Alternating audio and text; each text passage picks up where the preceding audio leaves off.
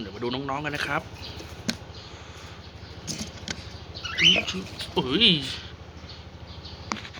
ใจหมดเลย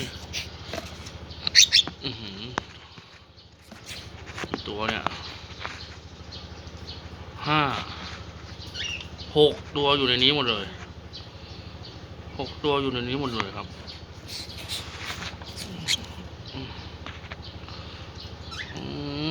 แม่ลูก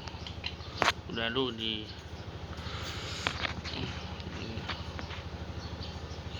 ปิดก่อนนะ